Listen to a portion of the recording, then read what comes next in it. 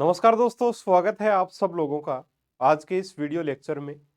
आज का जो हमारा टॉपिक रहेगा ग्रेड थर्ड साइंस के लिए, वो रहेगा जैव प्रक्रम में परिवहन एवं उत्सर्जन। इसके महत्वपूर्ण प्रश्नों को हम लोग आज डिस्कस करेंगे। जैसा कि साथियों आप सब लोगों की डिमांड भी थी और एग्जाम का टाइम भी अपना बिल्कुल पास में आ रहा है, तो प्री ग्रेड थर्ड की जो सीरीज है हमारी, प्री ग्रेड थर्ड, है ना, ये स्टार्ट जो है वो 15 तारीख से आपके इसके एग्जाम जो वो स्टार्ट हो जाएंगे। यानी पहला जो पेपर है प्री ग्रेड थर्ड का, वो आपका रहेगा 15 जनवरी को। ठीक है, 15 जनवरी को अपना पहला एग्जाम जो है वो साथियों इसका रहेगा। और इसका कोर्स भी आप लोगों के लिए लॉन्च कर दिया गया है, जैसा कि कल मैंने आपको वीडियो डाल दिया था, बता भी दिया था। फिर भी दोबारा से अपन देख लेते हैं। ये अपना कोर्स था प्री ग्रेड थर्ड का, तृतीय श्रेणी अध्यापक भर्ती परीक्षा के लिए। टोटल पेपर इसमें 5 रहेंगे और विद्यालय विषय इसमें जो वो विज्ञान गणित रहेगा। यानी कि 150 प्रश्न जरूर आएंगे, है ना। और 150 प्रश्न में आपके जीके के जितने प्रश्न आते हैं जीके के रहेंगे, साइको के आने हैं साइको के रहेंगे, टीचिंग मेथड के आने हैं टीचिंग मेथड के रहेंगे, सूचना प्रौद्योगिकी आने हैं वो रहेंगे। ठीक है, इसके अलावा जो विद्यालय विषय है ना, वो विज्ञान गणित ही रहेगा केवल। एसएसटी वालों के लिए सीरीज नहीं है, या हिंदी वगैरह इनके लिए नहीं है। ठीक है, सिर्फ साइंस मैथ के लिए है। एनसीईआरटी की बुक्स तथा पूर्व परीक्षाओं के जो प्रश्न हैं उनसे ये पेपर एक प्रकार से बनाया गया है। ऑफर में इसकी प्राइस 100 रुपये इसकी प्राइस रखी गई है, बहुत ज्यादा प्राइस नहीं रखी है। 5 पेपर मिलेंगे आपको। पहला पेपर 15 तारीख को है, उसके बाद में दूसरा पेपर। सारी डेट्स आपको जो वो डिस्क्रिप्शन में डाल रखी हैं साथियों इस कोर्स के। और ये कोर्स आपको मिलेगा कहाँ से? तो आपको हमारा नया वाला ये जो एप्लीकेशन है, आरपीएससी के आगे लोगों के ऊपर न्यू लिखा हुआ है, इसको आपको डाउनलोड करना है। इसका लिंक डिस्क्रिप्शन बॉक्स में मिल जाएगा। डाउनलोड करके आप लोग इस कोर्स को बिल्कुल अपनी होम स्क्रीन पे आपको ये दिखेगा, क्लिक करके आप इसको ले सकते हो। अभी ऑफर में इसको आप 100 रुपये प्लस 18% जीएसटी, 118 रुपये, और 2-3 रुपये इंटरनेट हैंडलिंग चार्जेस के, तो 120-22 रुपये में आप इसको ले सकते हो। ठीक है, 15 तारीख तक ये ऑफर आप लोगों के लिए रहेगा। उसके बाद में इसकी प्राइस 150 प्लस 18% जीएसटी कर दी जाएगी। ठीक है, बाकी के लोग जो टेस्ट सीरीज जारी कर रहे हैं, आप सब लोग जानते हो कि 500-500 रुपये, 399 रुपये इतने में टेस्ट सीरीज जारी कर रहे हैं। लेकिन लास्ट ईयर भी मैंने प्री ग्रेड जो आपका प्री रीट रखा था, उसमें भी लगभग यही प्राइस थी अपनी, है ना। तो प्राइस जो है वो बिल्कुल लास्ट ईयर भी कम रखी थी, इस बार भी बिल्कुल सूटेबल प्राइस रखेंगे। दूसरी बात ये है, मैंने कल भी आप लोगों के साथ डिस्कस कर लिया था और आज दोबारा बता रहा हूँ कि जिन लोगों ने कोर्स ले रखा है उनको भी ये सीरीज अगर लेनी है तो लेनी पड़ेगी। देखिए, है ना, फ्री में ये सीरीज किसी को नहीं मिलेगी। प्री ग्रेड थर्ड या प्री एग्जाम जो भी होता है उसके लिए पे आपको करना पड़ेगा, अगर आप ये सीरीज देना चाहते हो। नहीं देना चाहते तो आपकी इच्छा है। ठीक है, तो चलिए अब हम शुरू कर लेते हैं अपने प्रश्नों के सिलसिले को। और पहला जो प्रश्न है अपना, वो देखिए ये रहा। रक्त के संदर्भ में असत्य कथन कौन सा है? रक्त एक प्रकार का तरल संयोजी ऊतक है। रक्त का पीएच मान 7.35 से 7.45 होता है। रक्त का अध्ययन हीमोपोलॉजी कहलाता है। रक्त का लाल रंग हीमोग्लोबिन के कारण होता है। तो रक्त का अध्ययन हीमोपोलॉजी नहीं बल्कि हीमेटोलॉजी कहलाता है ना। हीमेटोलॉजी कहलाता है साथियों, सीधा सा आंसर है। ऑप्शन नंबर कौन सा सही हो जाएगा? एक मिनट, आपका यहाँ आंसर बन जाएगा ऑप्शन नंबर 3। हीमोपोलॉजी न कहला के हीमेटोलॉजी, हीमेटोलॉजी कहलाता है। ठीक है, रक्त अध्ययन विज्ञान का क्या कहलाता है? हीमेटोलॉजी साथियों कहलाता है, हीमोपोलॉजी नहीं कहलाता है। इसके अलावा रक्त निर्माण की जो प्रक्रिया है उसको हीमोपोइसिस कहते हैं, आप सब लोग जानते होंगे इसको, तो है ना। अगला आप प्रश्न देखें। निम्न में से सत्य कथन है? रक्त का लाल रंग हीमोग्लोबिन के कारण होता है। रक्त दाब का मापन स्फिग्मोमेनोमीटर द्वारा किया जाता है। सामान्य व्यक्ति का रक्त दाब 120/80 mmHg होता है, या उपरोक्त सभी? तो बिल्कुल ठीक है, सारे के सारे कथन ही सारे ही सही हैं। रक्त का लाल रंग हीमोग्लोबिन के कारण, जो रक्त दाब ब्लड प्रेशर जो हम मापते हैं वो स्फिग्मोमेनोमीटर के द्वारा ही मापते हैं। सामान्य व्यक्ति का रक्तदाब जो वो 120/80 mmHg होता है। इससे ज्यादा हो तो उच्च रक्तदाब, इससे कम हो तो निम्न रक्तदाब कहलाता है। ठीक है, तो ऑप्शन 4 यहाँ पर आपका सही कथन, सही आंसर जो वो साथियों हो जाएगा। अगला प्रश्न है, प्लाज्मा प्रोटीन में ग्लोबुलिन का क्या कार्य है? परासरण का नियमन, प्रतिरक्षा, ताप का नियमन, या नियंत्रण, या पीएच का नियमन? तो इसका आंसर बनेगा प्रतिरक्षा का एक कार्य करते हैं। इसका कार्य करते हैं प्रतिरक्षा, ऑप्शन बी। थोड़ा सा अब इसको डिटेल में देख लेते हैं। देखिए, ब्लड जो होता है, ब्लड है ना, रक्त जो है, उस रक्त में अगर हम देखें तो प्लाज्मा पूरे ब्लड का 55%, कितना परसेंट होता है प्लाज्मा? एक मिनट, हाँ जी, पूरे ब्लड का कितने परसेंट है प्लाज्मा? 55% है। ठीक है, रक्त कणिकाएं कितनी है? 45% है। 45% में आरबीसी, डब्ल्यूबीसी और प्लेटलेट्स तीनों की तीनों आ जाती हैं। ठीक है, 55% जो प्लाज्मा है उसमें तरल पदार्थ कितना है? जिसमें जल आता है 92%, है ना। ये जो प्लाज्मा है इसमें तरल पदार्थ भी होगा, थोड़ा सा ठोस पदार्थ भी होगा। तरल पदार्थ 92% होता है, जो होता है जल। इसके अलावा ठोस पदार्थ 8% है, जिसमें प्लाज्मा प्रोटीन, अकार्बनिक लवण या जल अपघट्य, सोडियम आयन वगैरह इसमें पाए जाते हैं। प्लाज्मा प्रोटीन की बात करें तो एल्ब्यूमिन, ग्लोबुलिन, है ना, और फाइब्रिनोजन व प्रोथ्रोम्बिन प्रोटीन इसमें पाए जाते हैं। एल्बुमिन जो प्रोटीन है वो प्रासरण दाब उत्पन्न करता है। क्या उत्पन्न करता है? प्रासरण दाब उत्पन्न करता है साथियों।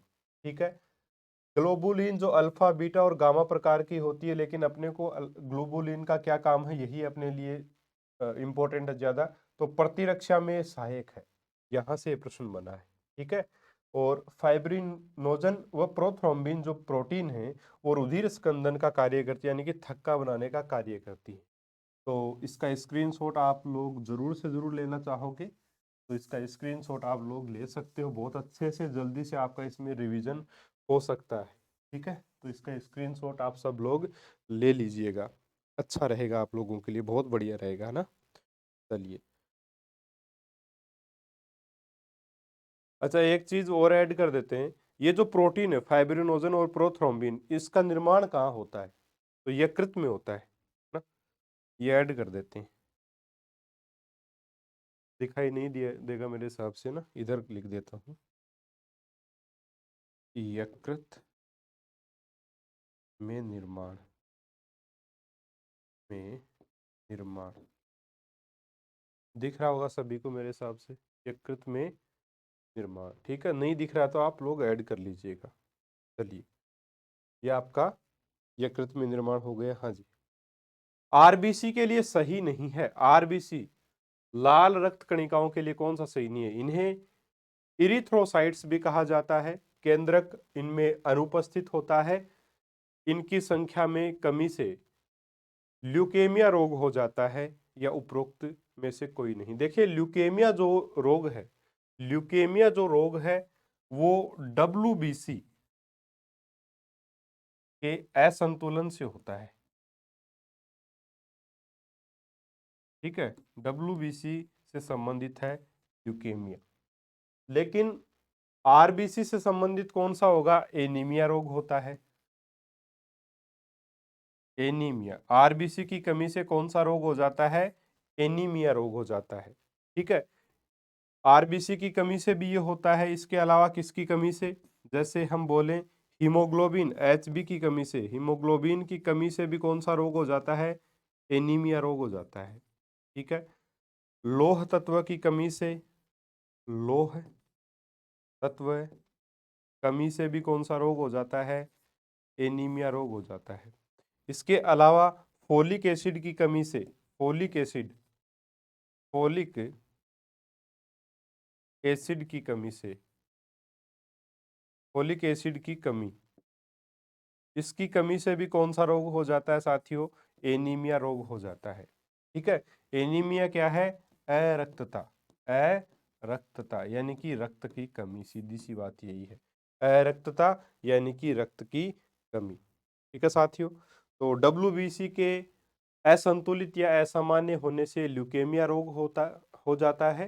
ठीक है, बाकी सारी बातें आरबीसी में केंद्रक आपका अनुपस्थित होता है, बिल्कुल सही है। केंद्रक जो वो सिर्फ और सिर्फ डब्ल्यूबीसी में पाया जाएगा, न तो आरबीसी में होता है न प्लेटलेट्स में होता है। आरबीसी की बात करें तो ऊंट और लामा जो है उनकी आरबीसी में केंद्रक पाया जाता है, ये विशिष्ट है। मैंने बहुत अच्छे से आप लोगों को लिखवा भी दिया था नोट्स में। ये ऊंट और लामा की जो आरबीसी है उनमें आपकी केंद्रक उपस्थित रहेगा, बाकी अनुपस्थित रहता है। ठीक है, परिपक्व आरबीसी में केंद्रक नहीं पाया जाता है। प्लेटलेट्स में केंद्रक होता नहीं है। ठीक है, प्लेटलेट्स में भी केंद्रक नहीं होता है। इसके अलावा डब्ल्यूबीसी में केंद्रक साथियों पाया जाता है। तो इनकी संख्या में कमी से ल्यूकेमिया नहीं एनीमिया रोग होता है। स्क्रीनशॉट आप चाहो तो इसका भी ले सकते हो।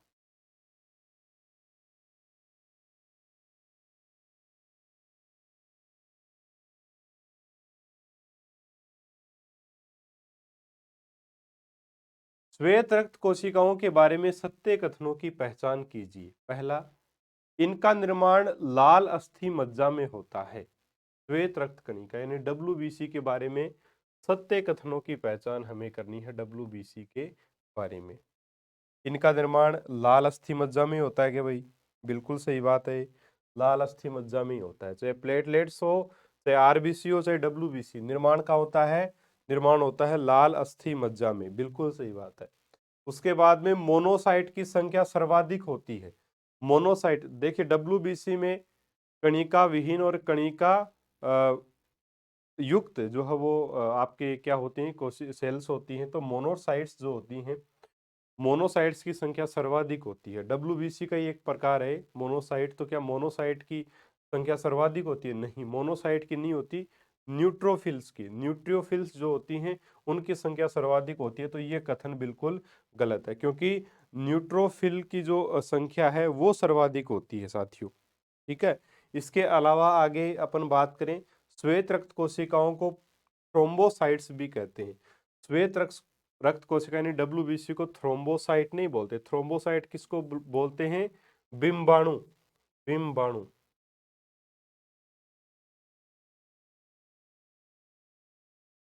बिम्बाणु बोल दो, चाहे प्लेटलेट्स।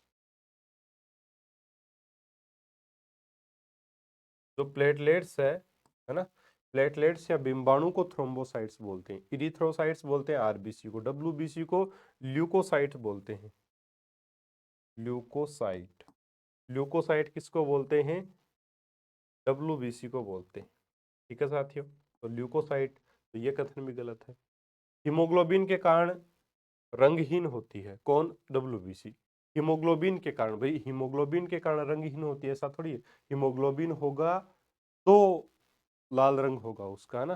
हीमोग्लोबिन की अनुपस्थिति के कारण रंगहीन होता है तब ठीक रहता, लेकिन यह बोला हीमोग्लोबिन के कारण रंगहीन होती है, तो यह गलत है ये भी। तो केवल एक ही कथन सही है, वो है ऑप्शन नंबर एक। यही इस प्रश्न का उत्तर भी आपका हो जाएगा। ठीक है, चाहो तो स्क्रीनशॉट इसका भी आप लोग ले सकते हो।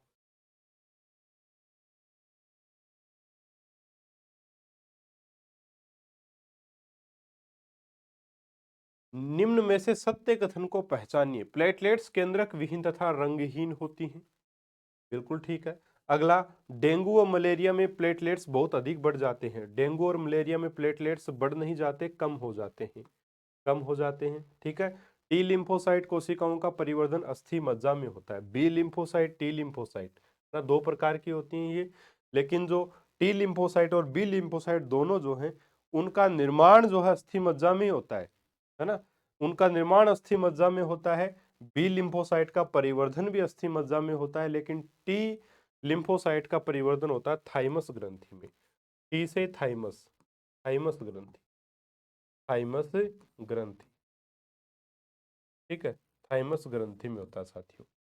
तो ये कथन भी आपका गलत है। मोनोसाइट कणिका युक्त डब्ल्यूबीसी है। मोनोसाइट जो वो कणिका युक्त नहीं, कणिका विहीन।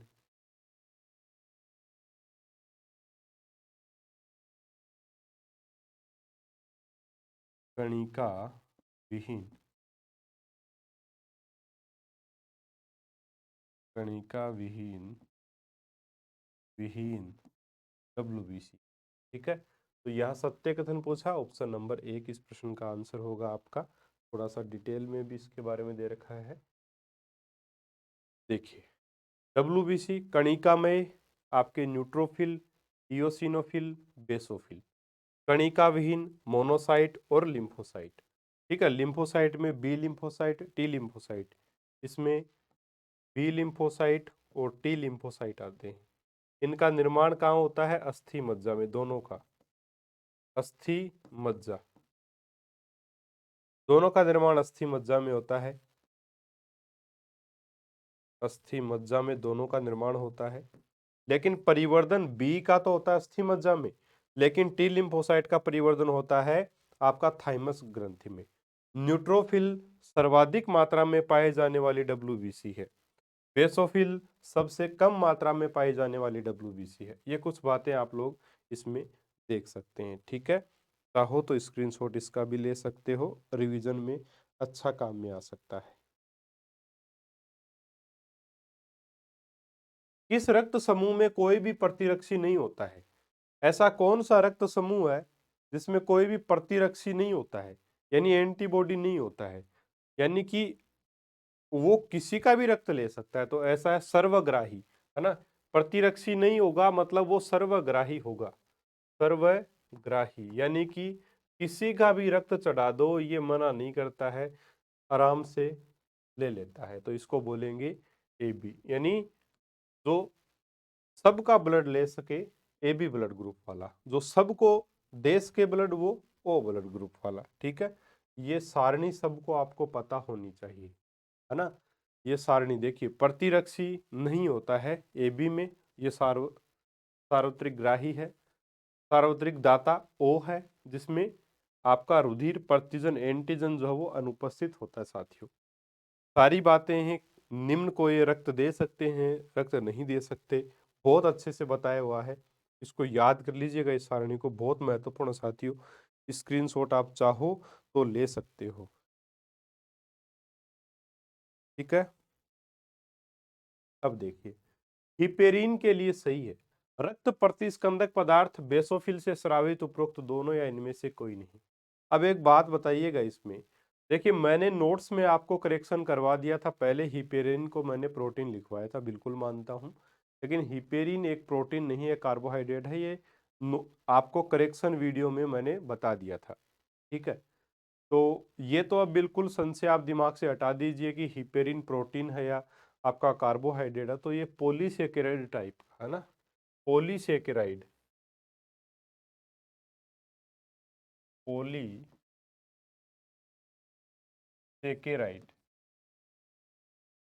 ये पॉलीसेकेराइड टाइप का कार्बोहाइड्रेट है। ठीक है, पॉलीसेकेराइड टाइप का कार्बोहाइड्रेट है साथियों। एक तो ये चीज आपको याद रखनी है। दूसरा, ये कहाँ से स्रावित होता है?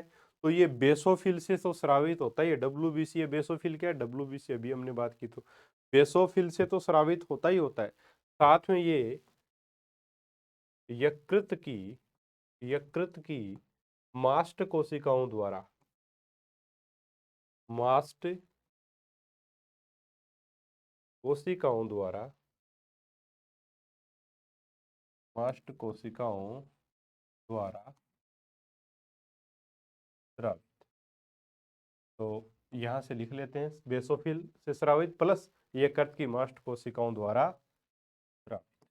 ठीक है, चलिए, तो यहाँ दोनों ही कथन ठीक है। सही कथन पूछा था, ऑप्शन नंबर 3 इस प्रश्न का आपका आंसर हो जाएगा। बिल्कुल आपको स्क्रीनशॉट इसका भी ले लेना चाहिए। RH नेगेटिव मादा व RH पॉजिटिव पुरुष का विवाह होने पर प्रथम बच्चा सामान्य पैदा होता है, दूसरा बच्चा इरिथ्रोब्लास्टोसिस फिटेलिस रोग से ग्रसित हो जाता है। उपरोक्त दोनों सही या इनमें से कोई नहीं? तो यहाँ उपरोक्त दोनों सही रहेंगे। इसमें इसकी एक टेबल भी मैंने आपको बना के बताई थी, वो यहाँ भी दिखा देता हूँ, ये आपको याद होनी चाहिए। देखिए, RH नेगेटिव वाले व्यक्ति को RH पॉजिटिव ब्लड केवल एक बार चढ़ाया जा सकता है ना। दोबारा चढ़ा दिया जाए तो एंटीबॉडी उपस्थित होने के कारण उनकी RBC चिपक जाती है, जिससे व्यक्ति की मृत्यु हो जाती है। आरएच जो फैक्टर है ना, इसको खोजा गया था रिसस नामक बंदर में। अब यहां विवाह योग्य जोड़े की अगर हम बात करें तो आरएच पॉजिटिव अगर मेल है तो आरएच पॉजिटिव फीमेल भी हो सकती है। बच्चे जो होंगे बिल्कुल स्वस्थ होंगे, कोई प्रॉब्लम नहीं। पॉजिटिव पॉजिटिव दोनों तरफ कोई दिक्कत नहीं, नेगेटिव नेगेटिव दोनों तरफ कोई दिक्कत नहीं आरएच कारक के लिए, ठीक है। पिता अगर आरएच नेगेटिव है, माता आरएच पॉजिटिव है, तब भी कोई समस्या नहीं है, तब भी सही रहेगा सब कुछ, संतान स्वस्थ होगी। लेकिन पिता अगर आरएच पॉजिटिव है, पिता आरएच पॉजिटिव है, माता आरएच नेगेटिव है, माता आरएच नेगेटिव है, तो संतान, पहली संतान सही होगी, बिल्कुल पहली संतान बिल्कुल ठीक होगी, कहीं कोई दिक्कत नहीं होगी। लेकिन दूसरी संतान को एरिथ्रोब्लास्टोसिस फिटेलिस रोग हो जाएगा, जिसमें एक प्रकार से आरबीसी चिपक जाती है ना, ये देखिए आरबीसी चिपक जाती है, यही काम होता है यहाँ और शिशु की मृत्यु हो जाती है। देखिए एरिथ्रोब्लास्टोसिस फिटेलिस का उपचार क्या होता है, इसका उपचार इंजेक्शन एंटी डी तथा आईजीजी है ना, माता को लगाया जाता है ना। बच्चा जब जन्म होने वाला होता है उसके कुछ समय पहले ये इंजेक्शन दिया जाता है ताकि इस रोग से बच्चे को बचाया जा सके। तो ये भी आपको ध्यान में होना जरूरी है। बहुत अच्छा प्रश्न है, इंपॉर्टेंट भी अपने लिए। अब देखिएगा अगला प्रश्न, चार कोष्ठीय हृदय है, स्तनधारियों का, पक्षियों का, मगरमच्छ का व घड़ियाल का, ये उपरोक्त सभी का। देखिए जितने भी स्तनधारी हैं और पक्षी हैं, स्तनधारी और पक्षी, इनका चार कोष्ठ का हृदय होता है, चार कोष्ठ का हृदय होता है, किसका, स्तनधारियों का और पक्षियों का। अगर बात करें उभयचर और रेप्टाइल की, उभयचर व रेप्टाइल, रेप्टाइल की बात करें तो तीन कोष्ठ का हृदय होता है, तीन कोष्ठ का हृदय होता है साथियों। इसमें इसमें दो आलिंद होते हैं, तीन कोष्ठ में दो आलिंद होते हैं और एक निलय होता है। एक क्या होता है, निलय होता है। दो आलिंद होते हैं, एक निलय होता है उभयचर और रेप्टाइल में। लेकिन मगरमच्छ और घड़ियाल, मगरमच्छ और घड़ियाल जो है साथियों, वो क्या है, इसके अपवाद हैं। मगरमच्छ और घड़ियाल जो है अपवाद हैं, इनमें चार कोष्ठीय हृदय होता है ना। इनमें क्या होता है, चार कोष्ठीय हृदय होता है। तो यहाँ पर अगर हम देखें तो सभी में चार कोष्ठीय हृदय होगा, क्योंकि मगरमच्छ और घड़ियाल क्या है, एक प्रकार से आपके अपवाद हैं, ठीक है। बाकी उभयचर और रेप्टाइल में तीन कोष्ठीय हृदय पाया जाता है। अगर हम बात कर लें जलीय जीवों की, जैसे मछली है, मछली में दो कोष्ठीय हृदय पाया जाता है, दो कोष्ठीय हृदय। दो कोष्ठीय हृदय में क्या होता है साथियों, दो कोष्ठीय हृदय में एक तो होता है आलिंद, एक होता है आलिंद और एक क्या होगा, निलय, एक होता है निलय, ठीक है। बस यही काम है, ठीक है। यहाँ ऑप्शन नंबर आपका 4 हो जाएगा, कोई दिक्कत नहीं।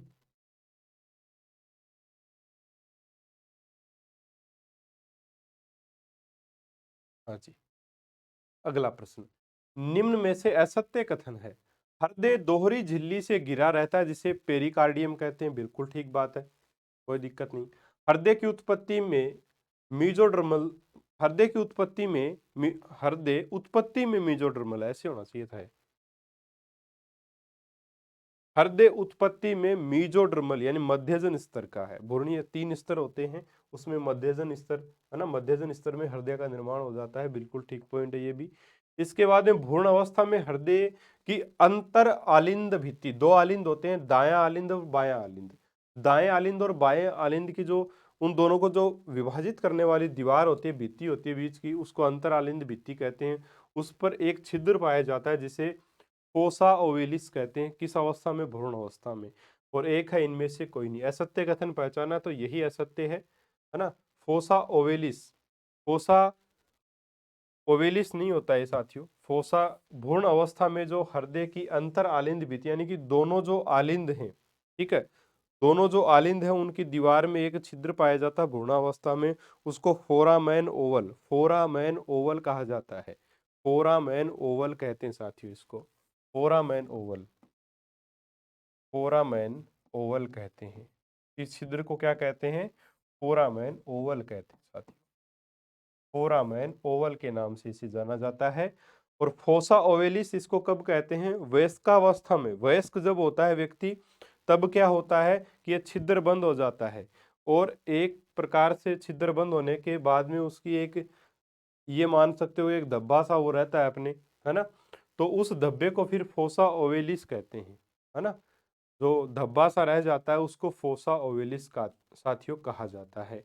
कुछ बच्चे जो होते हैं जन्म के बाद भी, शिशु भ्रूणावस्था में तो छिद्र होता है कोई दिक्कत नहीं है, लेकिन जैसे ही शिशु का जन्म होता है तो वो बंद हो जाता है ना, ये छिद्र जो बंद हो जाता है। लेकिन किसी किसी बच्चे का छिद्र बंद नहीं हो पाता, उनको अपन ब्लू बेबी कहते हैं, ब्लू बेबी, ठीक है। और ये ब्लू बेबी ज्यादा जीवित नहीं रह पाते क्योंकि इसमें शुद्ध और अशुद्ध रक्त मिल जाता है और इनकी डेथ हो जाती है। तो यहाँ आपका ऑप्शन 3 सही होगा, ठीक है। ये गलत कथन है, बाकी सारे के सारे सही कथन हैं।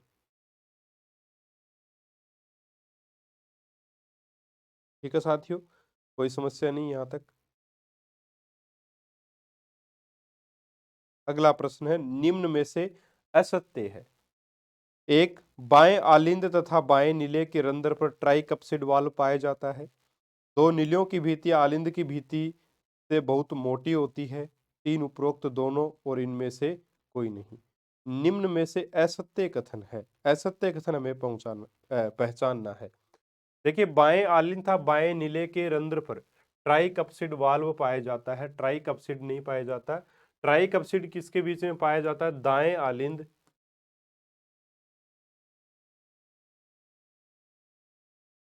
दाएं आलिंद व दाएं नीले, ठीक है, इनके मध्य पाया जाता है ट्राइकप्सिड वाल्व, त्रिवलनी कपाट। बाएं आलिंद और बाएं नीले के बीच में द्वि अ, आपका द्विवल्नी कपाट, है ना, द्विवल्नी कपाट जो साथियों पाया जाता है बाएं आलिंद और बाएं नीले के बीच में, तो ये कथन आपका गलत है। उसके बाद में दूसरा कथन, नीलियों की भित्ति जो है, नीलियों की भित्ति आलिंदों की भित्ति से बहुत मोटी होती है, ये बिल्कुल सही पॉइंट है। और इसका रीजन जो दिया गया है अपने 10th क्लास की जो एनसीईआरटी की बुक है उसमें ये दिया गया है कि जो नीले होते हैं ना, नीले, है ना, नीले जो है वो रक्त को क्या करते हैं? नीले, नीले नीचे की तरफ होते हैं। नीले जो है रक्त को शरीर के सभी भागों में पंप करते हैं या पहुंचाने का कार्य करते हैं। जैसे अपन दाएं नीले की बात करें तो दाएं नीले से जो ब्लड है ना, दाएं नीले से जो अशुद्ध रुधिर है वो कहाँ जाता है? फेफड़ों में जाता है ना, फुफ्फुस धमनी के द्वारा कहाँ जाता है? पल्मोनरी आर्टरी के द्वारा जाता है आपके फेफड़ों में, ठीक है।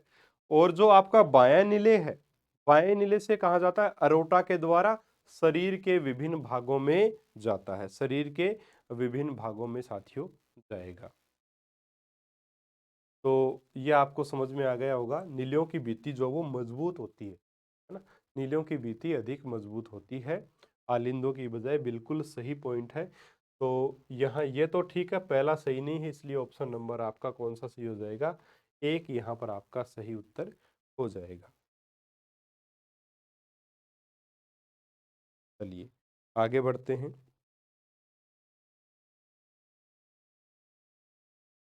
हृदय स्पंदन का सही क्रम है, हृदय स्पंदन का सही क्रम कौन सा? एवी, अच्छा, ये बहुत आसान सा प्रश्न है। देखिए, जो दाएं आलिंद है उसमें क्या पाया जाता है? ऐसे नोड पाया जाता है, ऐसे नोड से हृदय धड़कन एक प्रकार से हम स्टार्ट होना मानते हैं, है ना। इलेक्ट्रिक जो संकेत है ऐसे नोड से स्टार्ट होंगे, फिर एवी नोड पर जाएंगे, एवी नोड से बंडल ऑफ हिंज पर जाएंगे, और फिर पुरकिंजे तंतु पर जाएंगे, जिससे नीले संकुचित बाद में होंगे, ठीक है। ऐसे जो नोड है वहां से संकेत स्टार्ट होंगे तो आलिंद जो है वो संकुचित होंगे, और ब्लड कहाँ चला जाएगा? नीलियों में चला जाएगा। नीले संकुचित होंगे तो दाएं नीले से तो फेफड़ों में ब्लड चला गया, और जो जो आपका बायां नीले है उसमें से कहाँ ब्लड चला जाएगा? आपके शरीर में चला जाएगा, ठीक है। तो यहाँ अगर हम देखें तो आपका सही जो आंसर बनेगा ऑप्शन नंबर 2 बनेगा, ऑप्शन नंबर 2 यहाँ बिल्कुल ठीक उत्तर इसका रहेगा। हालांकि थोड़ी सी डिटेल भी दी गई है, साफ तो आपको नहीं दिख रहा होगा, लेकिन उसमें वही बात है, हृदय धड़कन ऐसे नोड, एवी नोड, हिंज के बंडल और पुरकिंजे तंतु इसी में जाता है ना। थोड़ा सा यही लिखा है, पढ़ देता हूं मैं। नीलियों की भित्ति आलिंदों की भित्ति से बहुत मोटी होती है। एक विशेष प्रकार की हृदय पेशी न्यास जिसे नोडल उत्तक कहते हैं भी हृदय में पाया जाता है। इस उत्तक का एक धब्बा दाहिने आलिंद के, धब्बा या नोड है ना, दाहिने आलिंद के दाहिने ऊपरी कोने पर स्थित रहता है, जिसे सीरा आलिंद पर्व यानी साइनोएट्रियल नोड यानी ऐसे नोड साइनोएट्रियल नोड कहते हैं। इस उत्तक का दूसरा पिंड दाहिने आलिंद में नीचे के कोने पर, एक तो ऐसे नोड ऊपर के कोने पर, ये उसी दाएं आलिंद में नीचे के कोने पर आलिंद नीले पट के पास में स्थित होता है, जिसे आलिंद नीले पर्व यानी आर्ट्रियो वेंट्रिकुलर नोड यानी एवी नोड कहते हैं। और हृदय धड़कन ऐसे नोड से एवी नोड से फिर हिंज के बंडल और फिर पुरकिंजे तंतुओं तक जाता है। ठीक है, चलिए आगे देखते हैं। थेबेसियन वाल्व पाया जाता है दाएं आलिंद में पाया जाता है। थेबेसियन वाल्व पाया जाता है दाएं आलिंद में पाया जाता है। और जो पेस मेकर लगाया जाता है वो भी कहाँ लगाया जाता है, दाएं आलिंद में ही साथियों लगाया जाता है, याद रखिएगा। ठीक है, अब देखिए अगला प्रश्न। हृदय में अशुद्ध रक्त प्रवेश करता है, हृदय में अशुद्ध रक्त प्रवेश करता है। देखिए, जो आलिंद होते हैं उनमें तो शरीर से ब्लड आता है, आलिंद जो ऊपर वाले होते हैं ऊपर से ब्लड आएगा, नीचे से निकल जाएगा। भाई कोई भी चीज हम क्या करते हैं, एक ऐसे समझो कोई भी चीज हमने ऊपर से डाली नीचे से निकल गई, है ना, यही होता है। तो ऊपर से अपन ब्लड आ रहा है, यानी ऊपर कौन होते हैं, आलिंद, तो आलिंदों में तो ब्लड आएगा, है ना। तो आलिंद होते हैं आपके,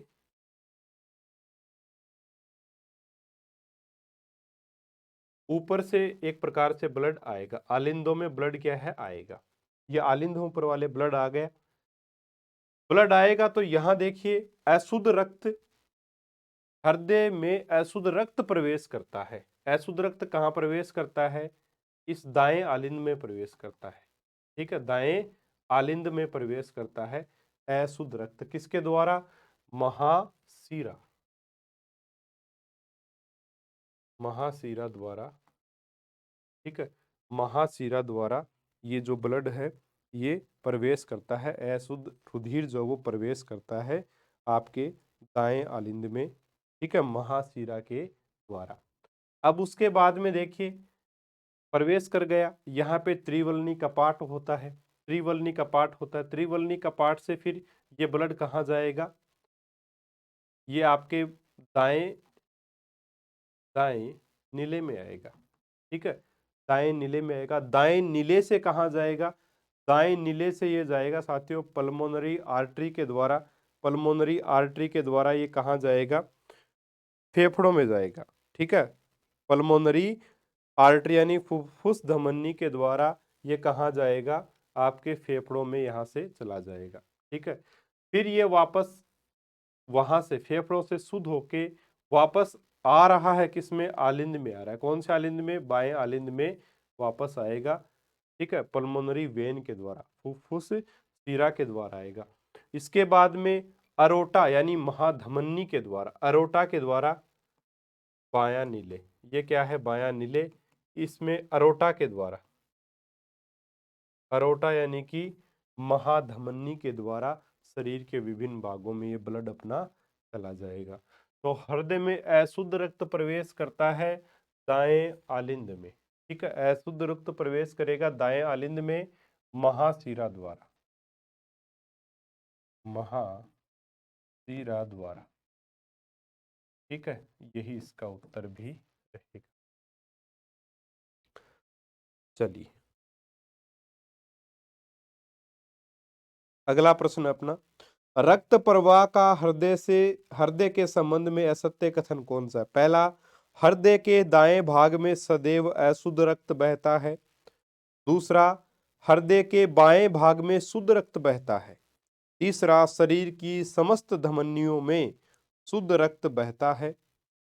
शरीर की फुफ्फुस शिरा के अलावा सभी शिराओं में अशुद्ध रक्त बहता है। अब देखो, हृदय के दाएं भाग में सदैव अशुद्ध रक्त रहता है, चाहे दायां आलिंद ले लो चाहे नीले ले लो, अशुद्ध रहेगा। सही बात है, दूसरा पॉइंट भी सही है। तीसरा, शरीर की समस्त धमनियों में शुद्ध रक्त बहता है, ये बात सही है। महाधमनी शुद्ध रक्त लेकर के जाती है बाएं नीले से शरीर के अंगों की तरफ, महाधमनी लेके जाती है। लेकिन शरीर की समस्त धमनियों में शुद्ध रक्त बहता है, ये सही नहीं है। क्यों? क्योंकि फुफ्फुसीय धमनी जो होती है, पल्मोनरी आर्टरी जो होती है, पल्मोनरी आर्टरी दाएं नीले से, दाएं नीले से पल्मोनरी आर्टरी अशुद्ध रुधिर, ठीक है, कहाँ लेके जाती है? आपके फेफड़ों में लेके जाती है।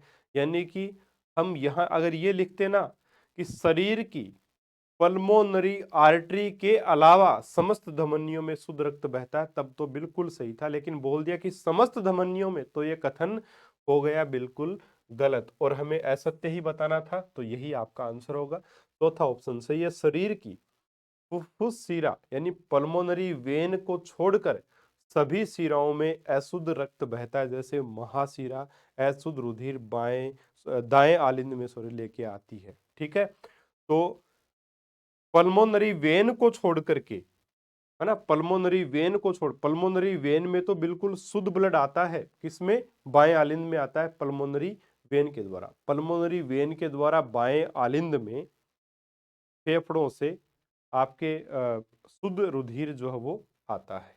तो शरीर की फुफ्फुस शिरा के अलावा सभी शिराओं में अशुद्ध रक्त बहता है, ये बिल्कुल सही पॉइंट है, ठीक है। तो ऑप्शन नंबर 3 इस प्रश्न का सही उत्तर हो जाएगा। बहुत अच्छा प्रश्न है ना। चलिए आगे बढ़ते हैं।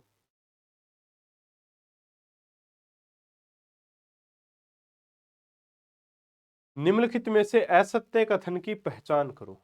दोनों आलिंदों का संकुचन सिस्टोल कहलाता है, दोनों नीलियों का संकुचन डायस्टोल सॉरी, दोनों नीलियों का संकुचन डायस्टोल कहलाता है।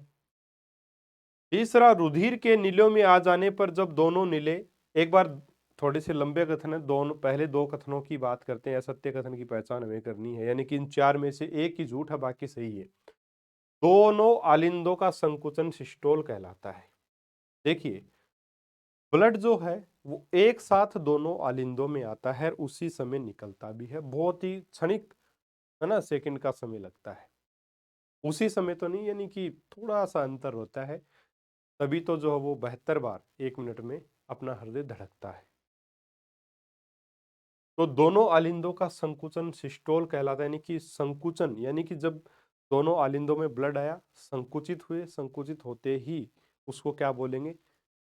सिस्टोल बोलेंगे। और जैसे ही संकुचन होगा, त्रिवलनी कपाट द्विवलनी कपाट खुल जाएंगे। त्रिवलनी और द्विवलनी कपाट के खुलने से ब्लड जो है वो दोनों नीलियों में चला जाएगा, ठीक है, दोनों नीलियों में चला जाएगा। इसी को, यानी कि दोनों आलिंदों के संकुचन को ही कहते हैं सिस्टोल। इसमें 0.1 सेकंड का समय लगता है, 0.1 सेकंड का समय इसमें लगता है। उसके बाद दोनों नीलियों का संकुचन डायस्टोल कहलाता है। ये कथन गलत है। क्यों? क्योंकि दोनों नीलियों का संकुचन नहीं, जैसे ही ब्लड अंदर चला, आलिंदों से जैसे ही नीले में ब्लड गया तो वो अनुस्थीलन अवस्था में आएंगे वापस। किस अवस्था में? अनुस्थीलन, यानी पूर्व अवस्था में आएंगे। और आलिंदों का अनुस्थीलन अवस्था में आना क्या कहलाता है? डायस्टोल कहलाता है। इसमें समय लगता है 0.7 सेकंड का। इस प्रकार से 0.8 सेकंड का समय जो वो साथियों लगता है, ठीक है। और इसी के आधार पे हम बोलते हैं कि 60 सेकंड में हृदय जो है वो 72 बार धड़कता है। 0.8 सेकंड में एक बार धड़कता है, तो 60 में 0.8 का भाग लगाएंगे तो लगभग 72 से 75 बार जो हार्ट अपना धड़कन करता है, ठीक है। चलिए, ये समझ गए आप। उसके बाद में तीसरा पॉइंट देखो, रुधिर के, यानी कि ये दूसरा जो ऑप्शन है वही इसका उत्तर होगा, क्योंकि ये गलत कथन है। क्योंकि दोनों नीलियों का संकुचन नहीं, बल्कि दोनों आलिंदों का अनुस्थीलन जो है वो क्या कहलाता है? आपका डायस्टोल कहलाता है। तीसरा पॉइंट है, रुधिर के नीलियों में अब लबडब की आवाज, डायस्टोल सिस्टोल तो हम समझ गए, लेकिन लबडब की आवाज क्या है, कहां से आती है? देखिए, रुधिर के नीलियों में आ जाने पर, जैसे आलिंदों से रुधिर नीले में आया, जब दोनों नीले संकुचित होंगे, आ गया तो संकुचित तो होंगे, जैसे संकुचित होंगे तो त्रिवलनी कपाट द्विवलनी कपाट ऐसे होते हैं, द्विवल्नी कपाट इस प्रकार से, त्रिवल्नी कपाट इस प्रकार से होता है। जैसे ही संकुचित होंगे नीले तो इनके ऊपर प्रेशर होगा, ये इस प्रकार से ऊपर की तरफ उठ जाएंगे। द्विवल्नी कपाट इस प्रकार से उठ जाएगा और वो छिद्र को बंद कर लेगा, यानी कि वापस से इस प्रकार से द्विवल्नी और त्रिवल्नी कपाट इस प्रकार से व्यवस्थित होते हैं कि जैसे नीले संकुचित होंगे, आलिंद संकुचित होंगे, तब तो ब्लड आ जाएगा नीलों में उन्हीं कपाटों से। लेकिन जब नीले संकुचित होंगे तो वो कपाट बंद हो जाते हैं, और जैसे कपाट बंद होते हैं उन कपाटों के बंद होने से आवाज आती है, किसकी? लब की आवाज आ जाती है। और वो कपाट जब बंद होते हैं वो इसलिए बंद होते हैं ताकि रुधिर वापस आलिंदों में नहीं जा पाए, वापस आलिंदों में नहीं जा पाए, इसलिए वो कपाट जो बंद हो जाते हैं, और बंद होने से लब की आवाज आती है। किसकी आवाज आती है? लब की आवाज आती है। ठीक है, अब देखो आगे। जब दोनों नीले संकुचित होते हैं तो रुधिर कहाँ जाएगा? महाधमनी व फुफ्फुस धमनी में। जैसे देखो दोनों नीले संकुचित हुए तो दाएं नीले से, तो जो आपकी पल्मोनरी आर्टरी है, दाएं नीले से पल्मोनरी आर्टरी में ब्लड चला चला जाएगा फेफड़ों की तरफ। ठीक है, और जो आपका बायां नीले है उससे अरोटा यानी कि महाधमनी में शुद्ध ब्लड चला जाएगा, है ना, चला जाएगा। जैसे ही ब्लड इनमें महाधमनी और फुफ्फुस धमनी में जैसे ही प्रवेश करेगा तो इन धमनियों में अर्धचंद्राकार कपाट पाए जाते हैं, वो कपाट बंद हो जाएंगे। जैसे ही ब्लड अंदर चला जाएगा, ब्लड जाते ही जैसे नीले खाली पूरा ब्लड इनमें आपके अरोटा में और पल्मोनरी आर्टरी में, वैसे ही ये कपाट हो गए बंद। और इन कपाटों के, अर्धचंद्राकार कपाटों के बंद होने से जो आवाज आती है उसे कहते हैं हम डब की आवाज, है ना। और वो बंद जब हो जाते हैं तो वापस रुधिर जो नीले में नहीं आ पाता, बाएं नीले से शरीर के भागों में चला जाता है, दाएं नीले से फेफड़ों में चला जाता है। ठीक है, तो बाकी तीसरा चौथा कथन भी बिल्कुल ठीक है। ऑप्शन नंबर आपका 2 यहां पर आपका सही आंसर साथियों रहेगा। ठीक है, चलिए। हृदय धड़कन मापने का यंत्र है स्फिग्मोमेनोमीटर, स्टेथोस्कोप, इलेक्ट्रोकार्डियोग्राफी। हृदय धड़कन, हृदय धड़कन, स्फिग्मोमेनोमीटर से तो ब्लड प्रेशर, रक्तदाब मापा जाता है। ठीक है, रक्तदाब मापते हैं इससे, तो रक्त दाब, ब्लड प्रेशर 120 80 mmHg होता है सामान्य। स्टेथोस्कोप से हृदय धड़कन, तो यही इसका उत्तर होगा, हृदय धड़कन। ठीक है, जो कानों में डॉक्टर डाल के सुनता है ना। इलेक्ट्रोकार्डियोग्राफ यानी कि ईसीजी जिसको हम लोग बोलते हैं, यानी हृदय की धड़कनों का ग्राफी निरूपण इसके द्वारा जो वो साथियों किया जाता है। ठीक है, हृदय क्रिया के लिए जांच मशीन है इलेक्ट्रोकार्डियोग्राफ, इलेक्ट्रोकार्डियोग्राम नहीं है। इलेक्ट्रोकार्डियोग्राम किसको कहते हैं? जो ग्राफ हमें प्राप्त होता है ना इलेक्ट्रोकार्डियोग्राफ से, जो हार्ट का अपने को धड़कनों का इस प्रकार का जो अपने को लेख प्राप्त होता है उसको इलेक्ट्रोकार्डियोग्राम कहते हैं। लेकिन इसको मशीन को इलेक्ट्रोकार्डियोग्राफ ही कहा जाता है, ध्यान रखिएगा इस चीज का। तो यहाँ आंसर बनेगा स्टेथोस्कोप। ठीक है, चलिए इसका आंसर ये हो जाएगा आपका। आगे बढ़ते हैं। पादपों में जल के ऊपर की ओर प्रवाह को कहते हैं, पादपों में जल के ऊपर की ओर प्रवाह को कहते हैं रसारोहण। रसारोहण। जल पादप में जड़ से कहाँ जाएगा? पत्तियों की तरफ जाएगा, तने से होते हुए। ठीक है, आज तक इस चीज को कोई भी नहीं समझा पाया है परफेक्ट रूप से कि ऐसा कैसे होता है ना। बहुत सारे इसके सिद्धांत दिए गए जिसमें डिक्सन और जोली का सिद्धांत, डिक्सन जोली का सिद्धांत जिसको बोलते हैं ससंजक बल वाला सिद्धांत, वो सबसे महत्वपूर्ण है। बाकी वो भी ऑथेंटिक नहीं मानते, लेकिन सबसे ज्यादा सर्वमान्य वही है अभी। रसारोहण किस बल के कारण होता है, अथवा ऊंचे वृक्षों में जल को ऊपर खींचने वाला सर्वाधिक महत्वपूर्ण बल कौन सा है? अब साथियों मैंने अभी आपको बताया ससंजक बल इसमें सबसे महत्वपूर्ण है। डिक्सन जोली ने क्या कहा? उन्होंने कहा कि जो जल है ना, उन जल के अणुओं के मध्य ससंजक बल पाया जाता है, जिससे वो एक दूसरे से लगभग जुड़े रहते हैं और एक लंबा स्तंभ, ऐसे ये पेन आपको दिख रहा होगा, इसकी तरह एक स्तंभ सा बना लेते हैं, बिल्कुल खंबा अपन बोल सकते हैं जिसको, एक खंबा खंबा जैसी संरचना बना लेते हैं जल की। उनका ये मानना है। ठीक है, ससंजक बल द्वारा जुड़े रहते हैं। और फिर क्या होगा? वाष्पोत्सर्जन होता रहेगा, खिंचाव होगा उधर से पानी के लिए, तो नीचे से पानी जो जड़ों के माध्यम से ऊपर जाता रहेगा। किसी प्रकार के बाह्य बल की, भौतिक बल की इसमें आवश्यकता नहीं होती। जो जल के अणुओं के बीच में ससंजक बल है उन्हीं के माध्यम से ये कार्य हो जाता है। सरल भाषा में यही है डिक्सन जोली का सिद्धांत, और यही उन्होंने कारण बताया। तो ससंजक बल यहाँ पर आपका सही उत्तर साथियों रहेगा। ठीक है, तो डिक्सन जोली का सिद्धांत है, लिख देता हूं मैं।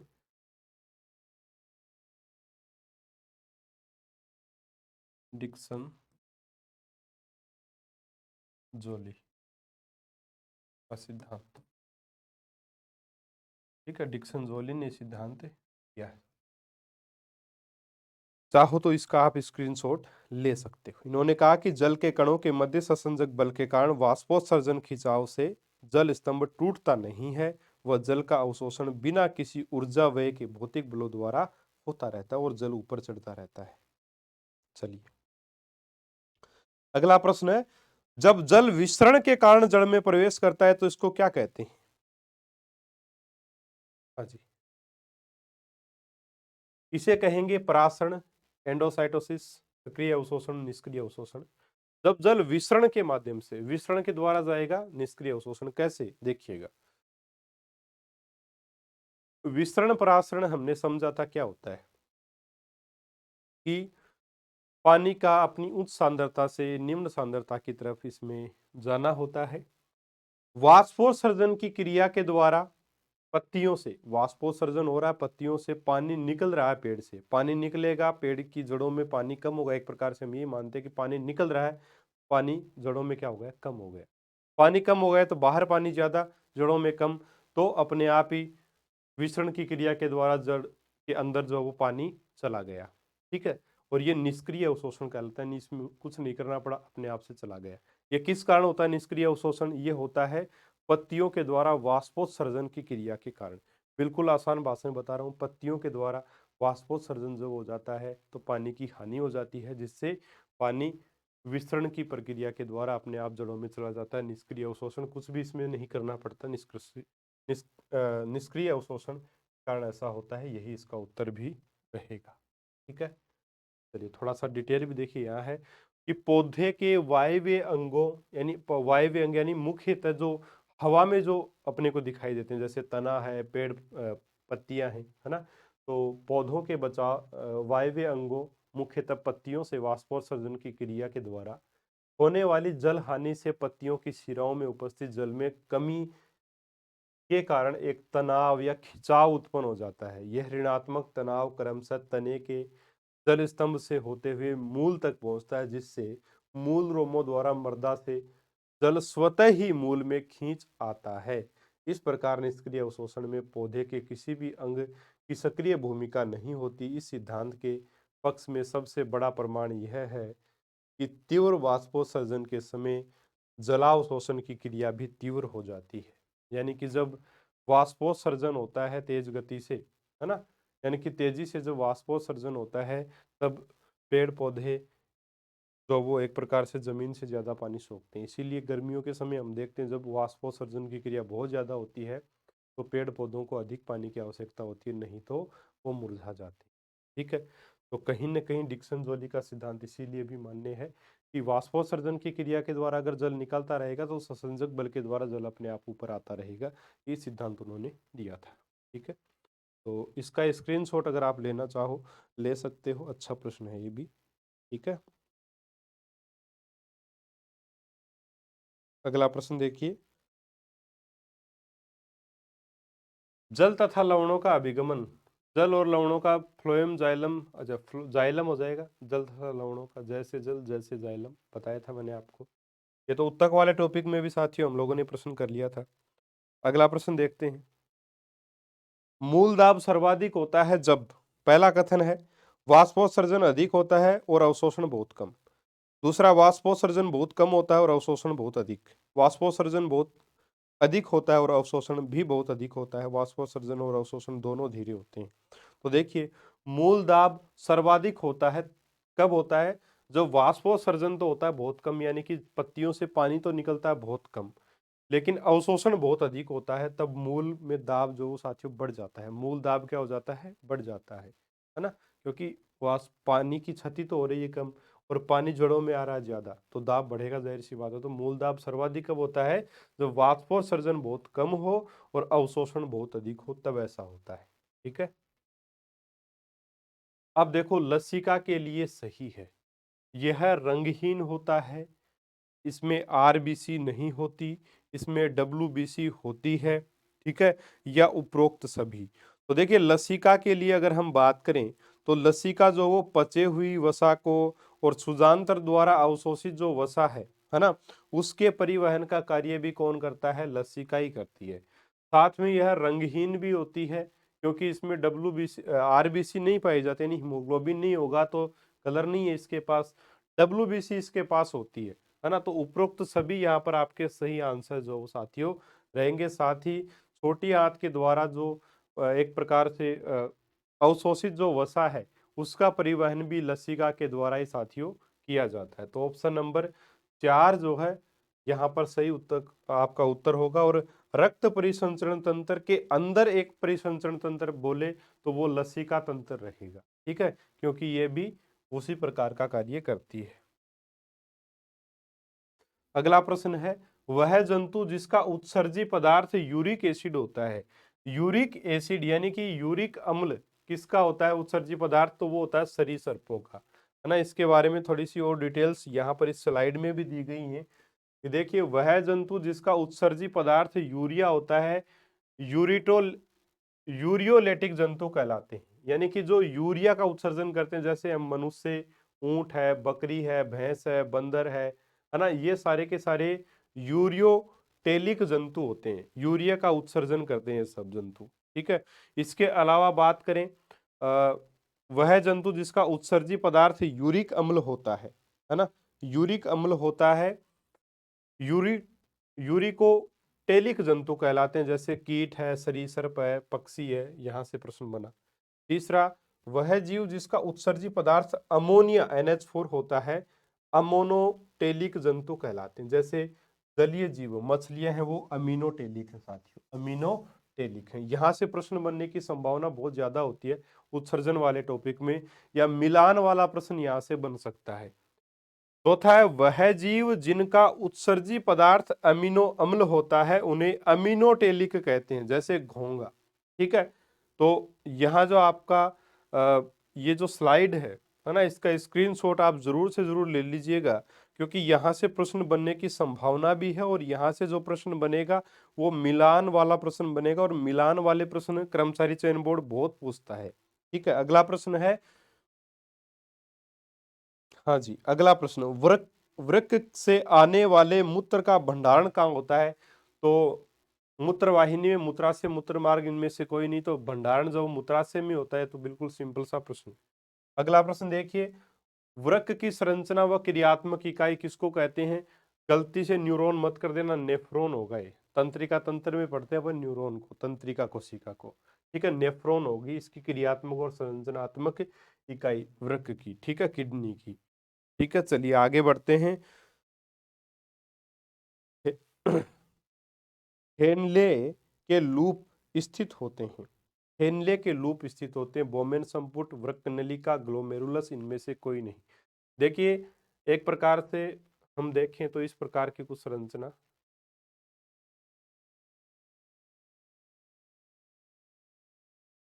ठीक है।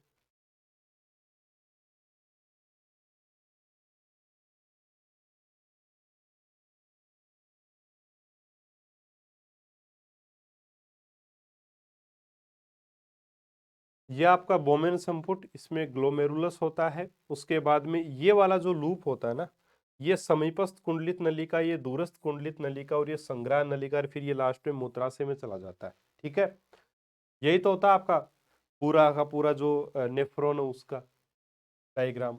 अब देखिए वृक्क नलिका, वृक्क नलिका कहाँ से कहाँ तक? यहाँ, ये बोमेन संपुट और ग्लोमेरुलस हटा दो, उसके बाद में ये जो पूरी है ना समीपस्थ नलिका, ये हेनले का लूप, ये जो बन रहा है ना लूप ऐसे, ये हेनले का लूप है, हेनले लूप। हाँ, आयनों का अवशोषण होता है। ठीक है, तो हेनले का जो लूप है, हेनले का जो लूप है वो वृक्क नलिका में यहाँ से लेकर के यहाँ ये जितनी नलिकाएं हैं, दूरस्थ नलिका, समीपस्थ नलिका, हेनले लूप, दूरस्थ नलिका, आपकी संग्रह नलिका, ये वृक्क नलिकाओं में ही आते हैं। तो ऑप्शन नंबर आपका यहाँ दूसरा सही हो जाएगा। ठीक है, बिल्कुल सिंपल है। स्क्रीनशॉट इसका अगर लेना चाहो तो ले लो। ग्लोमेरुलस पाया जाता है बोमेन संपुट में, दूरस्थ कुंडलित नलिका में, हेनले लूप में, संग्राहक नलिका में। बोमेन संपुट में अभी अभी बताया आपको, बोमेन संपुट में पाया जाता है। संग्राहक नलिका में क्या होता है, इसमें एक इंपॉर्टेंट पॉइंट लिख लो, इसमें मूत्र बनता है।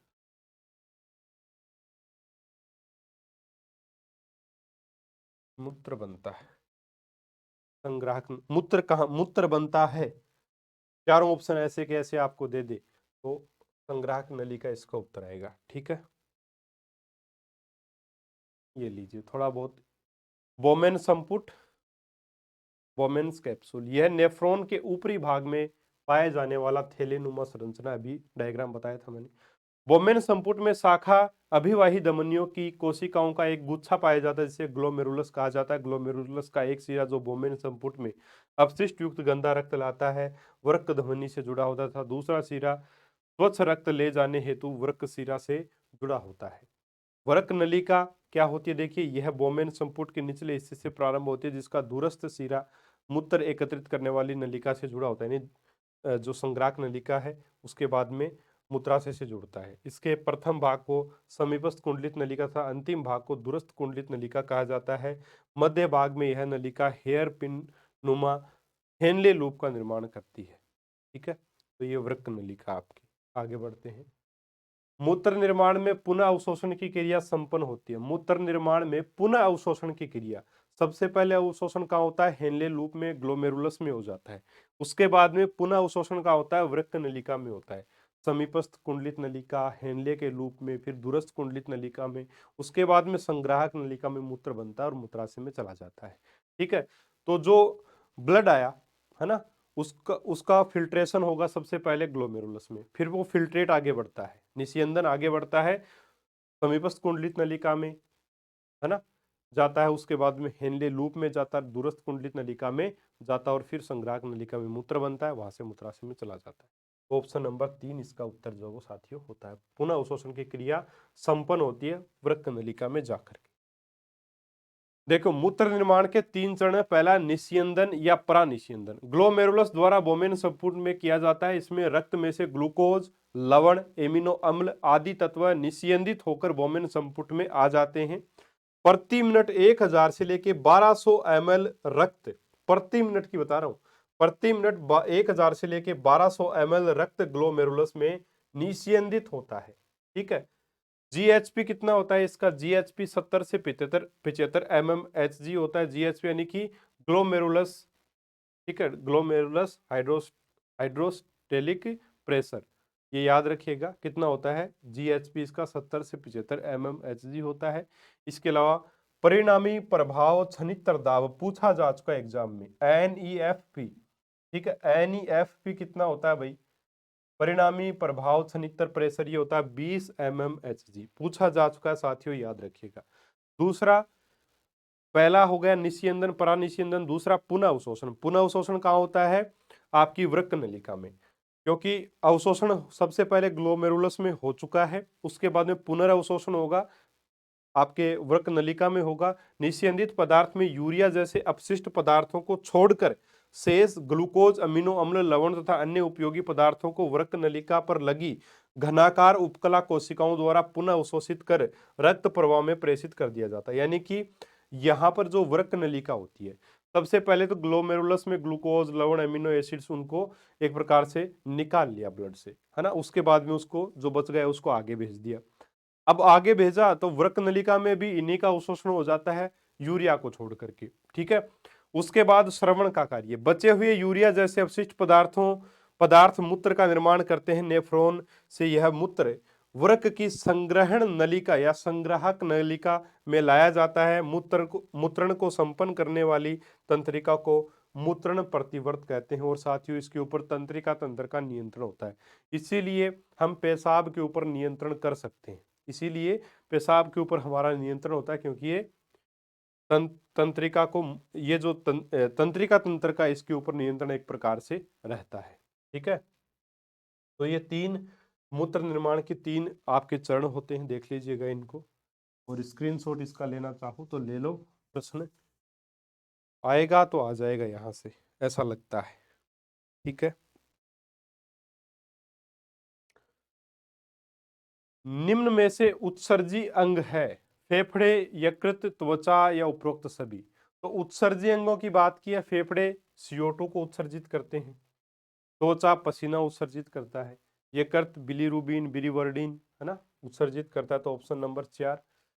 उत्सर्जी अंगों की बात की जा रही है तो सारे ही हैं, तो ऑप्शन नंबर आपका कौन सा सही हो जाएगा, ऑप्शन आपका यहाँ 4 सही हो जाएगा। ठीक है, और इसके बारे में थोड़ी बहुत बातें यहाँ भी लिख रखी हैं, आप देख सकते हैं, स्क्रीनशॉट चाहो तो ले सकते हो। फेफड़ों के द्वारा CO2, त्वचा के द्वारा नमक, यूरिया, लैक्टिक एसिड पसीने के साथ आता है। इसके अलावा यकृत में बिलीरुबिन, बिलीवर्डिन, विटामिन, स्टेरॉइड आदि मल के साथ इनका उत्सर्जन जो वो होता है।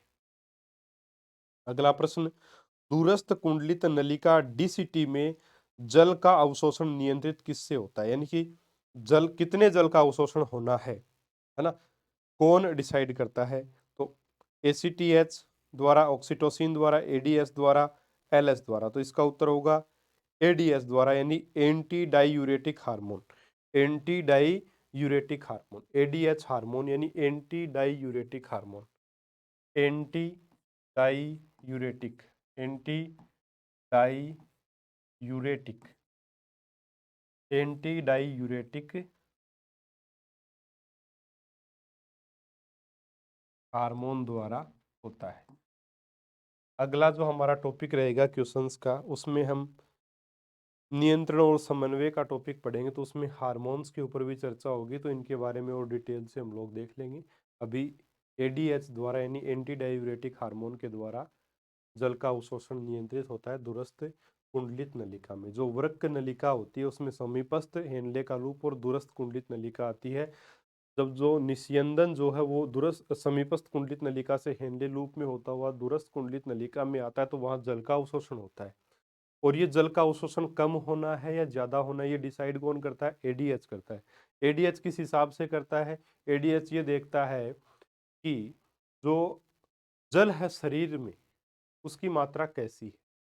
अगर सही मात्रा में जल शरीर में जल है तब तो कम अवशोषण होगा, और हमारे शरीर को अगर जल की आवश्यकता अधिक है तो क्या होगा, जल वहां से अधिक मात्रा में अवशोषित हो जाएगा, जिससे मूत्र कम बनेगा। इसीलिए जब हम अधिक पानी पी लेते हैं तो क्या होगा, ADH को पता चलेगा कि भाई पानी बहुत है शरीर में, तो यहाँ से जल का अवशोषण होगा कम, कम होगा तो मूत्र बनेगा ज्यादा। ठीक है, तो यहाँ आपका जो आंसर बनेगा ना वो ADH हार्मोन बनेगा, ऑप्शन नंबर 3। अब देखिए, निम्न में से सत्य कथन है, यूरोक्रोम के कारण मूत्र का रंग पीला होता है, कैल्शियम ऑक्जिलेट गुर्दे की पथरी का निर्माण करता है, उपयुक्त दोनों या इनमें से कोई नहीं। ऑप्शन नंबर 3 इसका सही हो जाएगा। ऑक्जिलेट वाला आपको बताया हुआ पहले भी, और यूरोक्रोम के कारण मूत्र का रंग पीला होता है, सभी को पता है। तो ये प्रश्न लगभग 34 प्रश्न इन दोनों टॉपिक्स में से थे आपके, और जैसा कि आप सभी को बता ही दिया है, प्री ग्रेड 3 का एग्जाम 15 जनवरी को पहला पेपर होगा। बिल्कुल आपकी NCERT की बुक और प्रीवियस ईयर जो प्रश्न हैं उनके ऊपर आधारित आपके प्रश्न रहेंगे। बिल्कुल परीक्षा का जो आपका पैटर्न है उस हिसाब से आपका पेपर रहेगा, तो निश्चित ही आपको देना चाहिए। रीट में भी हमने प्री एग्जाम लिए थे और आप सभी को पता है कितने अच्छे पेपर थे। राजस्थान में विज्ञान में सबसे बेहतर पेपर आप लोगों ने ही बताए थे कि भाई सर आपके जो पेपर हैं सबसे बढ़िया पेपर हैं। वो इसलिए बताया आपने क्योंकि हम जो सिलेबस होता है उससे बाहर नहीं जाते, और ग्रेड 3 का जो स्तर है उस हिसाब से हम पेपर देते हैं, है ना। तो इसीलिए आपको वो पेपर पसंद भी आते हैं, आप में आपके अच्छे अंक भी आते हैं। अब मैं ये देखता हूँ कि काफ़ी कोचिंग्स हैं या यूट्यूब के भी साथी हैं, सबका भाई अपना अपना तरीका है। मैं ये नहीं कहता है कि उनका तरीका गलत है, मैं ये बोल रहा हूँ कि वो जो है वो कभी कभी क्या करते हैं कि ऐसे क्वेश्चंस डाल देते हैं जिनका कोई लेना देना ही नहीं है। अगर हम इतने ही स्तर तक पढ़ना था तो फिर हम क्यों पढ़ते। सेकंड ग्रेड ही कर लेते फिर हम लोग, है ना। तो और आपने सीईटी का एग्जाम भी देखा होगा। अब कुछ बच्चे बोल रहे हैं कि सर जैसे 7-8 प्रश्न आ रहे हैं, 6-7 प्रश्न आए हैं साइंस के, तो उसमें 4-5 तो आपके नोट्स में मिल रहे हैं, बाकी नहीं मिले। तो देखिए वो उसका रीजन भी ये है कि जो सीईटी का सिलेबस है वो एक तो ग्रेजुएशन लेवल का है, दूसरी बात ये है कि उसमें सामान्य विज्ञान लिख रखा है और विज्ञान और प्रौद्योगिकी लिख रखा है। तो सामान्य विज्ञान में तो चलो हमारे प्रश्न आ रहे हैं, लेकिन विज्ञान और प्रौद्योगिकी मैंने आपको पढ़ाया ही नहीं, तो वहां से आप मेरे नोट्स की तुलना क्यों कर रहे हो। ठीक है, आप ग्रेड थर्ड के पेपर के लिए जो मैंने आपको पढ़ाया है बहुत अच्छे से पढ़िए। अगर एनसीईआरटी की बुक में से प्रश्न आएंगे तो आपको नोट्स में से भी प्रश्न मिलेंगे, और एनसीईआरटी की बुक में से कुछ नहीं पूछेगा फिर तो किसी का कोई इलाज है ही नहीं। देखिए फिर तो हम लोग क्या कर सकते हैं भैया ना, आप भी जानते हो, समझदार हो सारे के सारे। तो बिल्कुल भी निराश परेशान होने की आवश्यकता नहीं है। पेपर जो हम लोग पढ़ रहे हैं यही आएगा, क्योंकि एनसीईआरटी की बुक्स को बोर्ड फॉलो करेगा निश्चित तौर पर। जो भी पेपर बनाएगा एनसीईआरटी बोर्ड की बुक्स को फॉलो करेगा। दूसरा, सीईटी का जो एग्जाम हुआ था उसमें सिलेबस में जो टॉपिक्स थे वो मेंशन नहीं किए हुए थे। यहाँ पर आपको पूरे कंप्लीट टॉपिक मेंशन किए हुए हैं, एक एक बारीकी से एक एक चीज को आपको बताया गया है। ठीक है। दूसरा, वहाँ पे क्या था, 6 क्वेश्चन आए पूरे 150 प्रश्नों में साइंस के। प्रश्न ज्यादा आए नहीं, 6 7 8 9 प्रश्न आए, इससे ज्यादा प्रश्न ही नहीं थे। जीके जीके भर दिया था वहां पर। अब जीके का भी मैं बताऊं तो जीके जो है पूरा जो सुशील जी ने करवाया है, लगभग प्रश्न वहीं से थे। कल मेरे पास कमेंट आया था किसी बच्चे का, तो उन्होंने यही बताया था। दूसरा, एक और कमेंट आज आया था कि सर, कोचिंग का नाम तो मैं यहाँ नहीं लूंगा, कि सर वहां से पढ़ के आगे अब टेस्ट सीरीज आपकी ही ले रहे हैं। तो मैं तो देखिए हमेशा से बोलता हूँ कि मेरा जो कोर्स है जब मैं लॉन्च करता हूँ तो बहुत कम बच्चे मेरे साथ जुड़ते हैं, लेकिन जब लास्ट में सब बच्चे कोचिंगों से परेशान हो जाते हैं उसके बाद हमारे कोर्स में आके जुड़ते हैं, और फिर मुझे मैसेज करते हैं कि सर 2 महीने में मैं आपका कोर्स पढ़ सकता हूँ क्या। डेफिनेटली पढ़ सकते हो, कोई दिक्कत नहीं है, आराम से पढ़ सकते हो अगर आप में पढ़ने की हिम्मत है। और मैं तो यही कहता हूँ कि बिल्कुल एग्ज़ाम जो आपका उससे पहले, है ना, जब हम कोर्स लॉन्च करते हैं उसी समय आपको जुड़ना चाहिए। आपको बहुत अच्छा बेनिफिट मिलेगा, क्योंकि एग्ज़ाम का जो लेवल है उस हिसाब से हम पढ़ाने की कोशिश करते हैं। ठीक है। बाकी आप सब लोगों की इच्छा है, टेस्ट सीरीज आप लोगों के लिए जारी कर दी गई है, प्री ग्रेड थर्ड के एग्ज़ाम आपके होंगे। ठीक है, और बिल्कुल बहुत अच्छे से होंगे, बहुत ज़्यादा लेवल भी नहीं है तो बहुत कम लेवल भी नहीं है। जैसा आपका सिलेबस है वैसा आपका पेपर आपको मिलेगा। ठीक है साथियों, चलिए मिलेंगे हम अगले वीडियो में एक और शानदार टॉपिक के महत्वपूर्ण प्रश्नों के साथ। तब तक के लिए नमस्कार, जय हिंद, जय भारत।